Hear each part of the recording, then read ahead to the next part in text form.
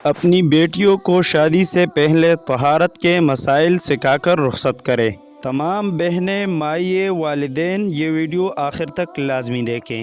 ہمارے علاقے میں پڑھے لکھے ان پڑھوں کی تعداد روز بروز بڑھ رہی ہے۔ آئے روز ہم دیکھتے ہیں ہمارے ارد گرد کئی لوگوں کی شادیاں ہو جاتی ہیں اور کئی لڑکیاں نیل پالش لگا کر ہی غسل کر لیتی ہیں، جبکہ کئی دن ناپاک رہتی ہے، اور کچھ نے تو آرٹیفیشل نیل فکس کروائے ہوتے ہیں جو 1 یا 2 دن کے لیے ہوتے ہیں، جس کی وجہ سے وہ پاک ہی نہیں ہوتی۔ ماؤں کا فرض بنتا ہے کہ انہیں یہ سب کچھ شادی سے پہلے سکھا کر شوہر کے گھر بھیج دے۔ طہارت کے مسائل جاننے کے لیے یاد رکھیں، ظاہری طہارت کی بھی 3 قسمیں ہیں۔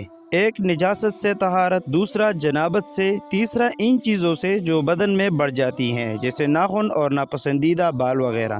پہلی قسم ظاہری نجاست اور پلیدگی سے جسم، لباس اور جگہ کو پاک و صاف رکھنا ہے۔ دوسری قسم جن صورتوں میں غسل یا وضو واجب ہے، ان حالتوں میں غسل یا وضو کر کے شرعی طہارت و پاکیزگی حاصل کرنا۔ تیسری قسم جسم کے مختلف حصوں میں جو میل اور گندگی پیدا ہوتی رہتی ہے اس کی صفائی کرنا، جیسے ناک، دانت اور ناپسندیدہ بالوں کی صفائی۔ اسلامی عقائد میں جو حیثیت توحید کی ہے وہی حیثیت عبادت میں طہارت کی ہے۔ جیسے توحید کے بغیر کوئی عمل قبول نہیں ہوتا، ویسے ہی طہارت کے بغیر کوئی عبادت قبول نہیں ہوتا۔ جس طرح ہم توحید کو مذہبی اعتقادات کی اصل الاصول سمجھتے ہیں، اسی طرح طہارت اپنی عبادت کا دار و مدار بھی مانتے ہیں۔ حدیث نبوی صلی اللہ علیہ وآلہ وسلم ہے، لا يقبل اللہ صلاة بغیر طہور۔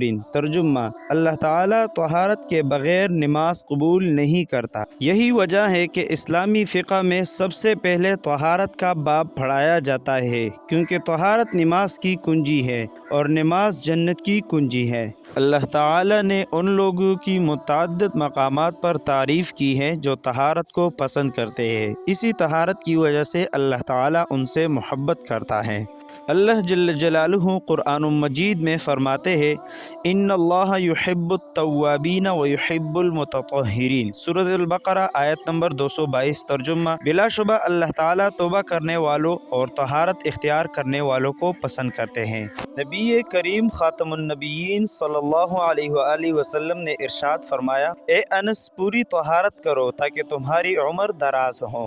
گویا کہ نبی کریم خاتم النبیین صلی اللہ علیہ وآلہ وسلم نے درازی عمر کے لیے طہارت کو لازم قرار دیا اور ہمیشہ باوضو رہنے کو سراہا۔ اے ہماری ماؤں اور بہنوں، اللہ جل جلالہ کے لیے کچھ دیر وقت نکال کر اپنے بیٹیوں کو جنابت و طہارت کی مسائل بھی سکھا دیا کرو۔